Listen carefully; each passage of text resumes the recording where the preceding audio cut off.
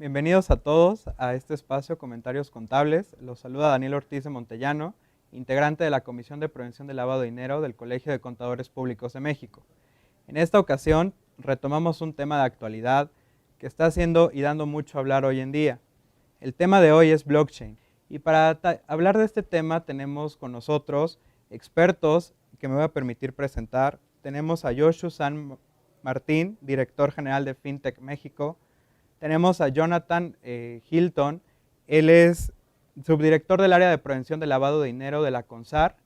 Y tenemos al licenciado Alejandro Rodríguez Mauriz, quien es integrante de la Comisión de Prevención del Lavado de Dinero y Anticorrupción de nuestro Instituto Mexicano de Contadores. Empezando con ese tema, Jonathan, retomando un poco la idea del panel pasado, ¿cómo tenemos que entender la diferencia entre Bitcoin y blockchain? Sí, claro, Dani, gracias por la invitación, ¿no? a esta plática. Y es cierto, todavía existen muchas dudas y la gente constantemente confunde que hablar de Bitcoin y hablar de blockchain es exactamente lo mismo, pero realmente no es así. La diferencia radica en que blockchain es la plataforma, es decir, la estructura sobre la cual opera Bitcoin. Bitcoin puede entenderse en este caso como una aplicación de esta arquitectura. En ese sentido, claramente no es lo mismo. La gente ¿no? lo confunde y constantemente lo usa como sinónimo porque lo que se conoce y de lo que más se habla es de Bitcoin. Y Bitcoin es como pues, la criptomoneda que sirve para distintas cosas, ¿no? Como reserva de valor o como un método para intercambiar, como un sistema de pagos. Sin embargo, el blockchain tiene muchas más aplicaciones y puede ser construido de diversas maneras. Bitcoin es simplemente una aplicación específica de esta tecnología de base de datos distribuida, que a grandes rasgos es como se puede entender el blockchain. Entonces, no es lo mismo, blockchain es la base, Bitcoin es una aplicación de este protocolo. Ok. Constantemente escuchamos, y como bien tú mencionas, que blockchain puede ser utilizado en diversas industrias y empresas, como una plataforma que, como bien nos comentas, pues brinda diversas soluciones, no únicamente Bitcoin. En este caso, tenemos que entender que hay distintos tipos de blockchain o es una sola plataforma, o cómo debemos comprenderlo. Sí, en este caso, blockchain puede entenderse a nivel general, y ahorita explico ciertas características. Sin embargo, en el futuro, y como estamos viendo ahorita, hay distintas aplicaciones, quiere decir distintos tipos de blockchain. Entonces, para comenzar, en términos generales, el blockchain puede entender, o se debe entender, como esta tecnología de base de datos distribuida y descentralizada. Esto es básico y en general todos los blockchains lo deben compartir en el sentido de que la información debe de estar distribuida entre las personas que integran esta red, pero de manera descentralizada, es decir, no depender de una misma organización, porque anteriormente ya se podía distribuir la información, pero muchas personas dependían o las partes de una misma organización, entonces esto no era realmente descentralizado. Una característica fundamental es esta descentralización.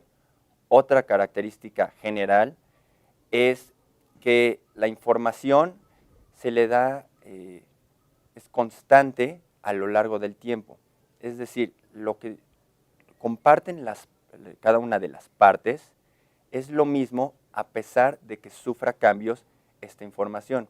Es decir, le da validez y hay un consenso a través del tiempo, lo que genera que esta información pueda ser obligatoria y es decir, exigible a las partes sin que pueda haber alguna diferencia entre es válida o no válida. Tomando estos aspectos generales, la manera de construir y de llegar a ellos puede ser completamente diversa. Y Bitcoin, por ejemplo, retomándolo, es una de las aplicaciones y tiene distintas características. Pero para mencionar algunas características de distintos blockchains, podemos generar arquitecturas, que es la construcción del blockchain, donde existan algunos que son públicos, es decir, cualquiera puede participar, habrá algunos que sean privados, es decir, necesitas un permiso para entrar en esta red. Asimismo, la información, por ejemplo, en Bitcoin, además de que es público, la información es completamente transparente para todos los que están en la red. Todo el mundo puede ver lo que ha sucedido, pero quizá existan blockchains que esta información solo sea visible entre dos partes o entre pocas partes. No es necesario que todo el mundo lo vea. Asimismo, ¿qué tanta información pueden ver? O sea, es necesario, ¿no?, registrar o que todo el mundo vea lo sucedido en esa operación, o pueden ser solo partes de esa operación. Entonces, con base en esto, vemos que hay distintas maneras de construirlo y algunas son contrarias, o no contrarias, pero son completamente distintas a lo que la gente sí ha escuchado y se ha metido un poco en Bitcoin, puede ver. Es decir, quizá no se necesita este trabajo de las personas que validan, que son llamadas mineros. Hay blockchains, por ejemplo, en distintas aplicaciones que ahorita veremos, para cadenas de suministro o para registrar operaciones financieras, contratos, donde no se necesita una criptomoneda. Entonces, al final, depende qué solución queramos dar o qué objetivo busquemos alcanzar, cómo se construye el blockchain, tomando en cuenta características generales, que si no, pues no entenderíamos esta base, esa tecnología de base distribuida. Pero al final yo creo que va a haber un gran número de construcciones, de arquitecturas. Gracias, Jonathan. Alejandro, retomando un poco lo que decía Jonathan, escuchamos hablar no solo de bitcoins, sino también de smart contracts, de smart cities, smart grids. ¿Qué significan estos conceptos y cómo se relacionan con blockchain? Mira, es muy interesante porque, como dijo Jonathan, el blockchain es una arquitectura o una plataforma sobre la cual se va construyendo una base de datos. E incluso la expresión ledger te hace alusión a un libro mayor, a una contabilidad. Es una construcción en la que cada una de las partes va aportando elementos y esto permite que su aplicación se use en lo más conocido, que son las criptomonedas, pero también puede tener otras aplicaciones en otras industrias, en otros tipos de actividades. En el caso concreto de los smart contracts, esta colaboración entre diferentes nodos, o sea, diferentes participantes, implica precisamente que si tienes una información en una base de datos de un gobierno y tienes otra base de datos en otro repositorio diferente, en otra entidad del mismo gobierno, se pueden unir para lograr un camino virtuoso. Lo más conocido son las criptomonedas y se utilizan para guardarlas, en lo que le llaman los wallets, o para negociarlas, en lo que se llaman bolsas o exchange. Pero en este caso, lo que estaremos hablando, poniendo un ejemplo muy concreto de un smart contract, nosotros estamos acostumbrados a los registros públicos, y los registros públicos guardan mucha información, y van cambiando a lo largo del tiempo, y van renovando sus informaciones. Si tú tienes registros de propiedad, puedes tener perfectamente una información de quién es dueño de cada uno de los terrenos que existen en una ciudad o en una determinada estado o en un municipio. Y por otro lado, imagínate que tenemos un repositorio que es muy conocido por todos nosotros. El INE, el Instituto Nacional Electoral, tiene la identificación de las personas en México. Si cualquiera de los panelistas aquí nos uniéramos y quisiéramos hacer una compraventa de un inmueble, si tuviéramos esta plataforma desarrollada y pudiera hacerse un smart contract de contrato de compraventa de inmuebles, acabaríamos teniendo algo muy, muy ágil en el sentido de que vamos a poder utilizar la base de datos del Registro Público de la Propiedad, la base de datos del Instituto Nacional Electoral y podemos, mediante una plataforma que implicaría todo un desarrollo, celebrar el contrato de mi venta de mi casa o de mi departamento, porque así yo me identificaría, como estamos aquí en la realidad, con Jonathan, por ejemplo, pero tecnológicamente, digitalmente, nos identificaríamos con nuestra identidad del INE y se identificaría que sí soy propietario de mi departamento y eso le permitiría realizar una operación de manera digital y además de manera muy ágil. Ese es básicamente el concepto de Smart Contract. Y Smart City implicaría el mismo concepto de aplicar esa combinación de bases de datos y esa ayuda para todo lo que te puedas imaginar, servicios públicos, utilities, agua, luz, todo, drenaje, todo, esa sería la idea. Y por eso se trata de buscar esa modernización del uso de la información que se encuentra digitalmente separada en diferentes lugares. Ok. Si me permites, Sí. nada más un minuto, retomando esto, el smart contract debe ser entendido como traducir la parte jurídica, ¿no? Lo escrito, a código, automatizar un poco esta operación. En el ejemplo que pone Alejandro, propiedad. Vamos a traducir en un contrato que tú me vas a transferir o me vas a vender tal inmueble y yo voy a, como contraprestación, pagarte tal precio. Pero esto lo digitalizamos y lo hacemos en un código para que funcione de manera automática y una vez que ciertos elementos se han constatado, se han validado, directamente sin necesidad de ir a un notario o de celebrar, ¿no?, alguna otra operación, directamente, ¿no?, se transfiere la propiedad, ¿no?, y el dinero, automatizando un poco lo legal. Sí, gracias, Jonathan. Y precisamente, como dices, es un contrato bilateral en donde habría certeza de la transmisión de propiedad y él me pagaría en bitcoins, por ejemplo. Ahí hay otro ejemplo muy bueno y muy aterrizado, muy sencillo. Es unos seguros en caso de que se retrase tu vuelo. Entonces, lo que tú haces es depositas pues, un Ethereum, está sobre Ethereum, entonces depositas un Ethereum en un contrato inteligente. Este contrato inteligente está leyendo las páginas web que dicen si el vuelo va a tiempo o se está retrasando. Si se retrasa más de X tiempo, entonces este contrato automáticamente te paga ese Ethereum más pues, lo que hayas contratado, ¿no? O sea, una compensación por ese retraso en el vuelo. Y entonces todo esto pasa automáticamente, no hay nadie detrás, lo único que haces es enviar un Ethereum a un contrato inteligente.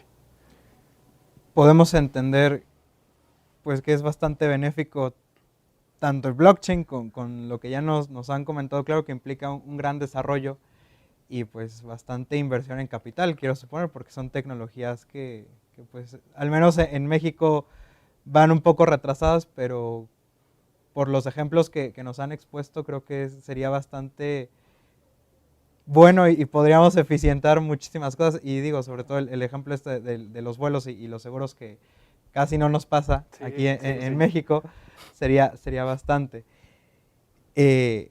Ale, Valery Vavilov ha sido un gran promotor de blockchain, incluso, pues bueno, como lo estamos viendo aquí, él no solo ha sido un gran promotor, sino que también ha dicho y ha manifestado que puede ser una gran herramienta contra el cibercrimen. Y no solo eso, sino que también lo ha clasificado como un distributed ledger, como bien lo mencionabas. ¿Qué podemos entender por este concepto? ¿Sí es cierto que blockchain es y ayuda a combatir el cibercrime? Mira, profundizando un poco sobre lo que ya mencionó Jonathan, efectivamente esta colaboración para construir la base de datos, para construir el libro mayor contable, esta colaboración permite que haya información en todos los participantes y eso implica de por sí ya un efecto por el cual al compartirse esta información y que sea simultáneamente replicada en cada uno y que además sea objeto de un proceso de encriptación y de validación por todos los participantes, le da mucha seguridad y por eso este empresario que tiene una de las muchísimas empresas que son mineras de bitcoins, ha tratado de promover mucho la fortaleza de la plataforma, de lo que subyace. De hecho, él ya ha tratado de decir, cuando le piden la explicación de qué es blockchain, él dice, a distributed ledger, un libro mayor distribuido. Esa es la idea principal. Un poquito aquí, aprovechando que Comentarios Contables tiene la idea de una gran difusión, pues imagínense, estamos hablando de código, estamos hablando de digitalización, estamos hablando de algo que es muy importante para automatizar funciones y poder manejar grandes números, grandes operaciones. Pero imaginémonos en un supuesto hipotético que estamos haciendo una contabilidad en un libro mayor de estos que hacían nuestros abuelos, en esas En hojas hoja verde. enormes. Pero tenemos aquí todos los que estamos en el panel, todos traemos nuestra pluma para apuntar nuestra parte de la operación que conocemos y estamos esperando para poder anotarlo. Y automáticamente se van a sacar copias de cada una. Y al final vamos a asentar en otro lado que lo que se asentó en las 4 copias de los que estamos aquí colaborando para asentar esa contabilidad, estamos totalmente de acuerdo. Eso que en el mundo físico conocido de nosotros los contadores se puede plantear tan gráficamente, esto es lo que nos ayuda y nos auxilia a la tecnología para poderlo hacer automáticamente. Y un poquito en descargo de nuestra audiencia de comentarios contables, hablamos de Valery Vavilov. La verdad es que hay muchos nombres en este mundo, pero algo que es interesante es que esta empresa de Valery Vavilov, que se llama Bitfury, ya de hecho él pide que ya no le llamen un minero de bitcoins, a pesar de que es un participante importante. Él ya ha buscado otras aplicaciones. Esta empresa está en Georgia, está en una república de la ex Unión Soviética, y se le destruyeron los registros por todos los conflictos que ha habido recientemente en la región. Y se incorporó con él una persona que es muy conocida en otro mundo totalmente diferente, que es Hernando de Soto, que tiene una obra muy conocida en materia de los misterios del capital, pero es un participante que está trayendo su nombre para efectos de lograr este efecto de que la plataforma blockchain, que sirve para ser una plataforma segura y evitar que sea violada, vulnerada, hackeada, para evitar que sea, sirve también para efectos de dar mayor seguridad. Y en este caso lo que está buscando es precisamente reconstruir registros públicos en la República de Georgia. Y Hernando de Soto, de alguna manera, puede verse como una herramienta de marketing, pero es alguien que en el mundo de las microfinanzas nos dio un concepto muy importante, que hay una gran riqueza inmobiliaria en las sociedades no desarrolladas y que puede ponerse a funcionar y que puede ser objeto de aprovechamiento en las economías. Entonces, son esos conceptos los que nos permiten ver que el Bitcoin es lo que más conocemos, las criptomonedas es lo que más conocemos, pero esa plataforma blockchain nos ofrece muchas ventajas para efectos de dar seguridad a las operaciones y que no puedan ser hackeadas ni vulneradas por factores externos. Gracias, Ale. Sin duda, muy interesante, sobre todo porque igual y un poco de desconocimiento y pues que no todos estamos tan empapados en lo que es blockchain. Creo que se ha malinterpretado y pues también siempre los medios, ¿no? Como que tergiversan toda la información que está alrededor, pero por lo que podemos ver aquí, pues proporciona y brinda esta herramienta gran transparencia a las operaciones, no solo para las criptomonedas. Y justamente hablando de transparencia, Josu, pues ya como lo hemos comentado, ¿no? Es una de las principales ventajas que puede tener el blockchain, la transparencia, ¿no? El intercambio, sobre todo tan automático y tan veraz que se puede dar de información entre las partes. ¿Qué impactos puede tener pues esta transparencia, el uso de blockchain para la sociedad? ¿Y crees que sea obviamente o que lleguemos a algún punto en el que tanto empresas públicas como privadas lo utilicen como un mecanismo de mayor escrutinio en sus actividades? Gracias por la pregunta, Daniel. Creo que es muy interesante y creo que pues, es una de las grandes ventajas del blockchain, sobre todo de los blockchains públicos como es Bitcoin, bueno, el de Bitcoin o el de Ethereum, es añadir transparencia a todas estas transacciones que están ocurriendo. Para la sociedad el potencial es increíble, ¿no? Porque pues, podría llegar un gobierno y decir, bueno, todo el dinero que voy a emitir y todo el dinero que voy a dar a instituciones públicas lo voy a hacer sobre un blockchain. Entonces cualquier ciudadano en cualquier momento va a poder ver este dinero, cómo se mueve, y va a poder pagar impuestos sobre esta red pública. Entonces tú vas a poder ver dónde van tus impuestos y en qué se están usando esos impuestos.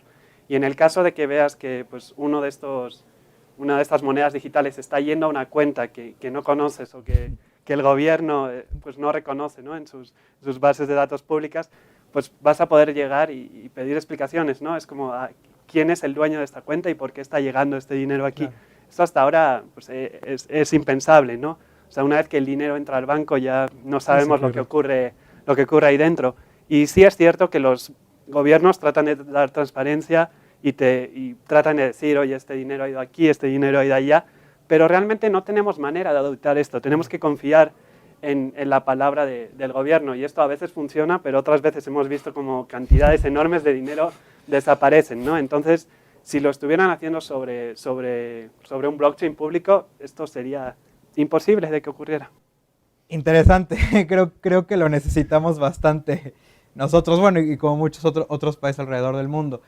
El impacto sin duda que tiene sobre los gobiernos y sobre cómo pues, las relaciones que tejemos como sociedad puede ser vasto, pero creo que otra perspectiva muy interesante es el impacto que puede tener en los sistemas financieros, sobre todo en un mundo tan globalizado, ¿no?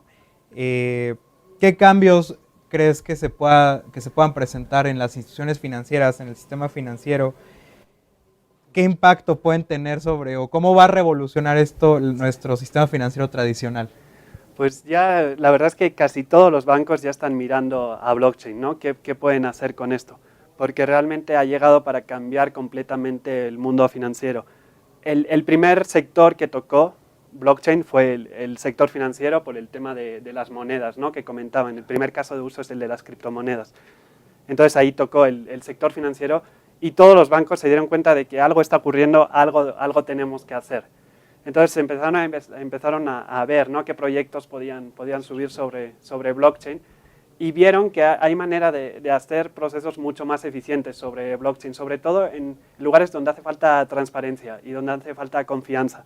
Cuando hay varios jugadores compitiendo en un mercado, necesitas que haya mucha confianza entre ellos, y cuando no se conocen o están en países distintos, es difícil que haya confianza porque no hay un árbitro como puede ser un gobierno o puede ser un juez que determina si alguna de las dos partes pues, no está cumpliendo su parte del contrato, ¿no?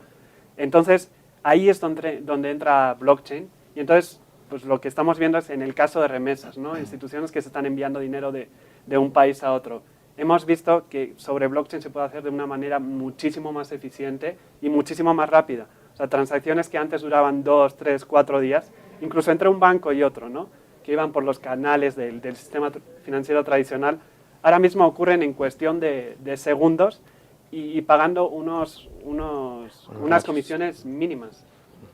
Entonces, ese es un caso de uso, pues, uno de los primeros, ¿no? Otro también en el sector financiero es para el caso de las bolsas de valores. Después de que ha habido un intercambio en las bolsas de valores, esto hay que escribirlo en algún lado, las acciones tienen que guardarse, antes se guardaban físicamente, ¿no? En una cámara, ahora ya se pueden emitir acciones digitales.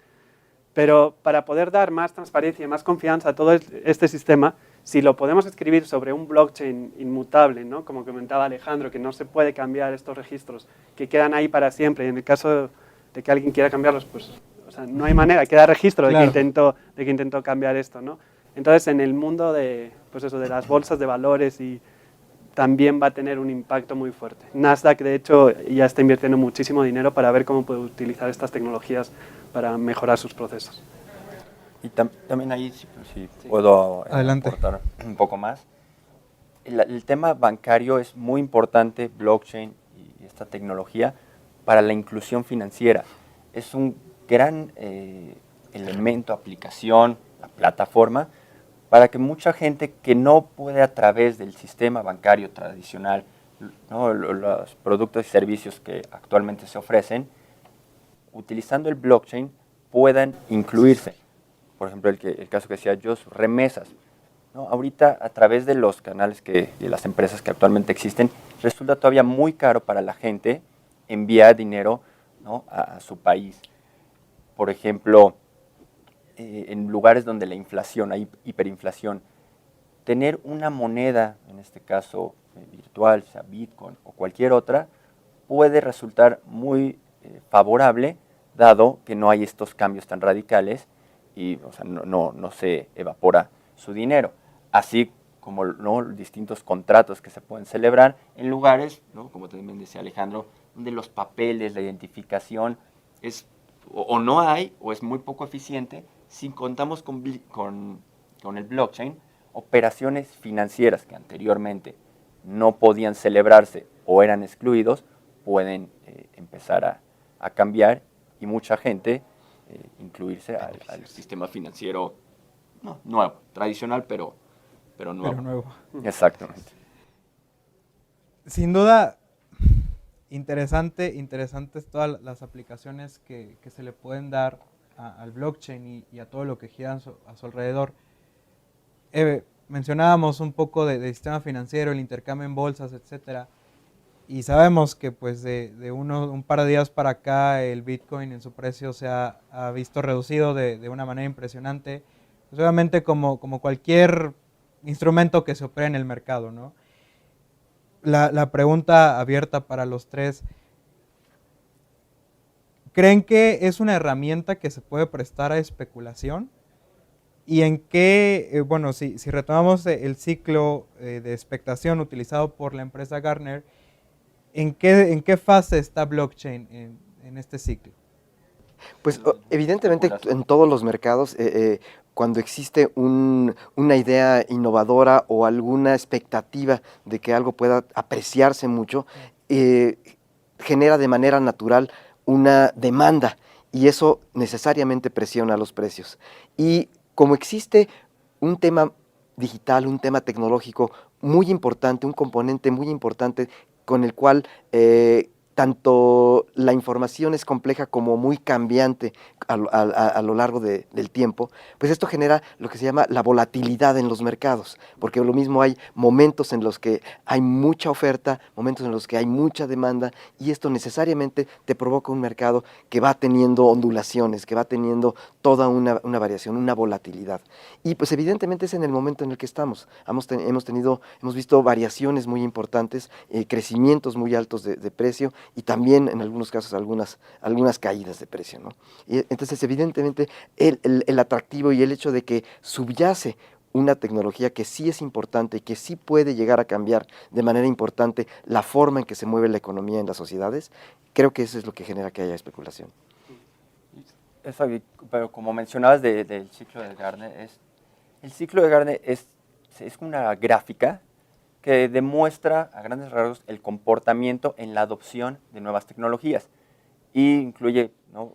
5 pasos y se puede entender como una ola, ¿no? Que al final vuelve. Claro.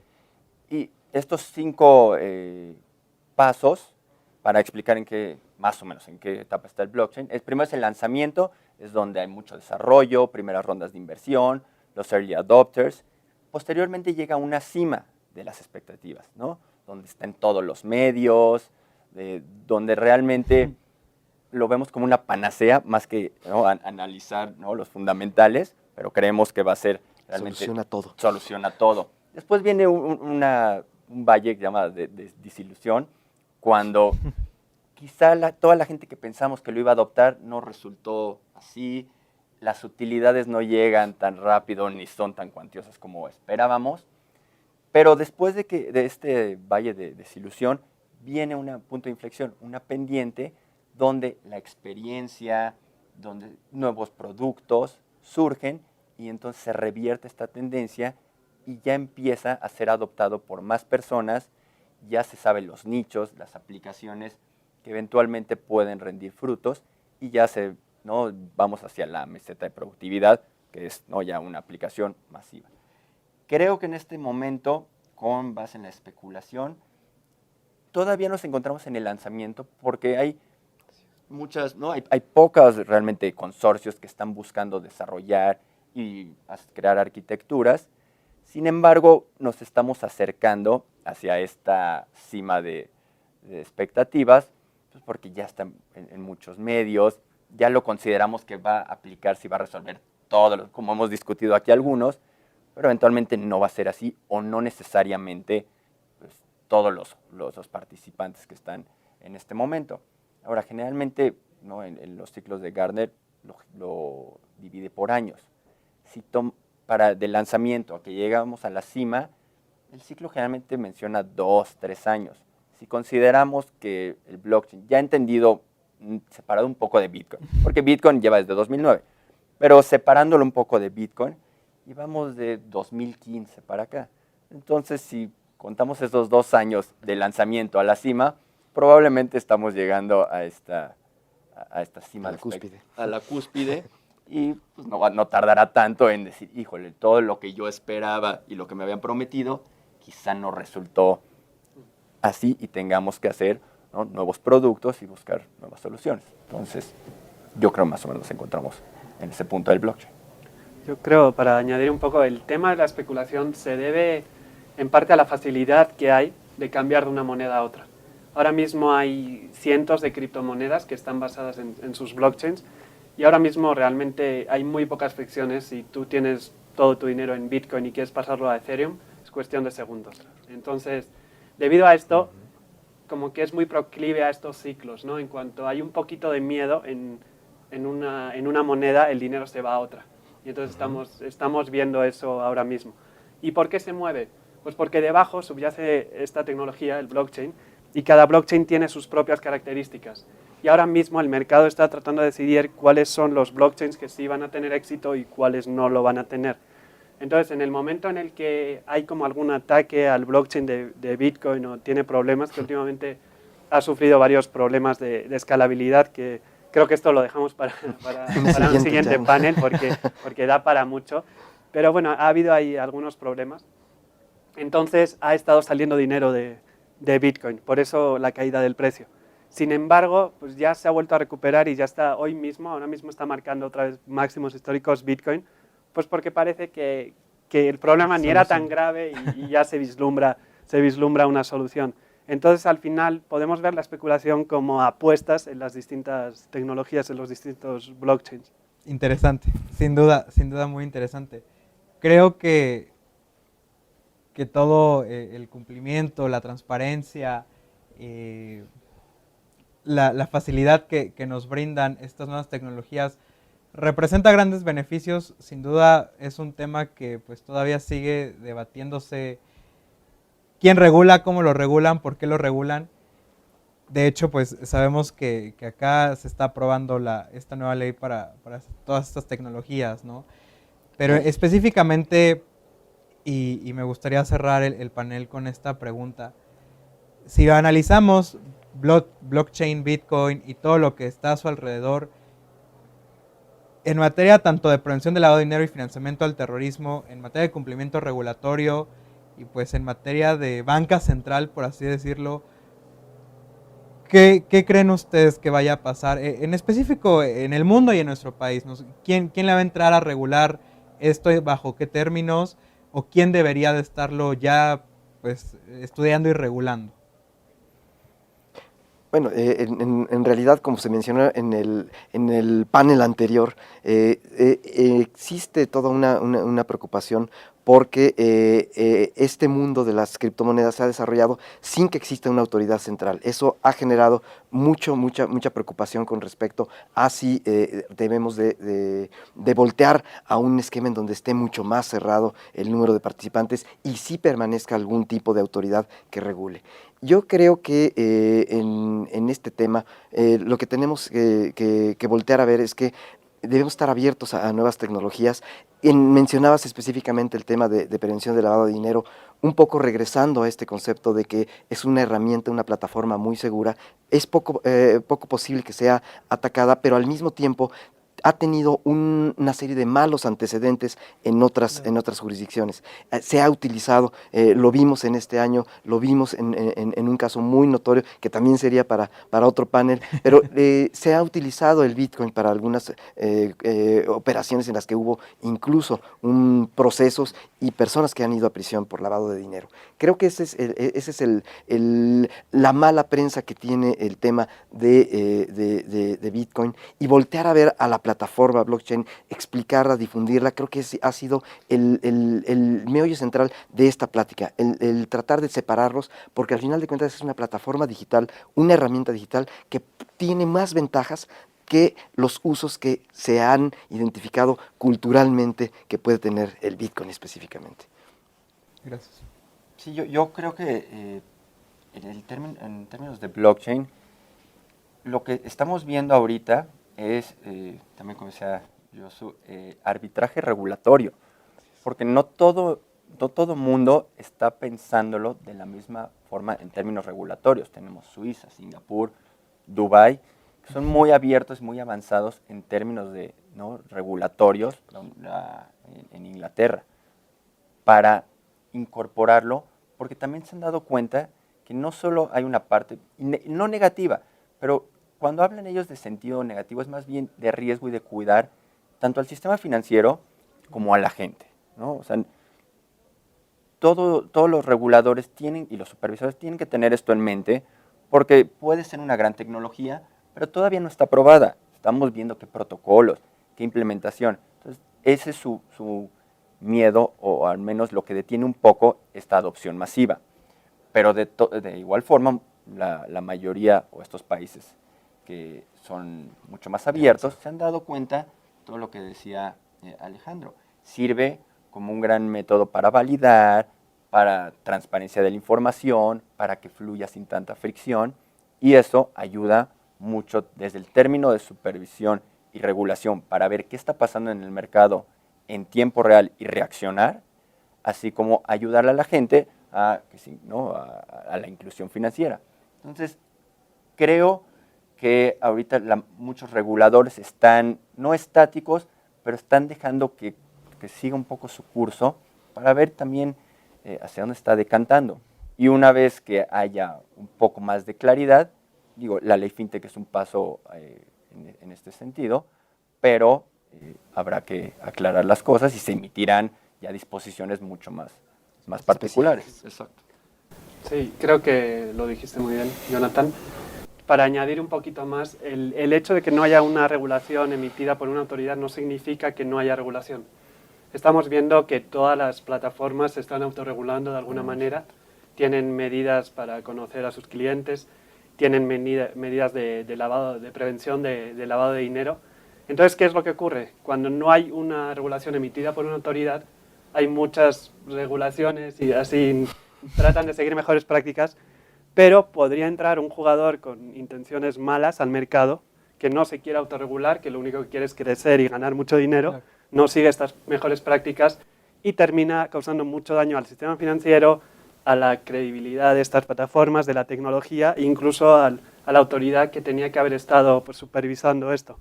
Entonces sí creo que este vacío legal está dejando la puerta abierta a estos jugadores que por suerte en México no hemos visto ninguno todavía, pero pues podría entrar. Entonces la regulación emitida por la autoridad lo que hace es nivelar un poco el piso para todos, dejarlo parejo y dar esta oportunidad de competir en condiciones iguales. Entonces sí creo que es necesario tener algo de regulación o por lo menos pues, una dirección o un camino a seguir.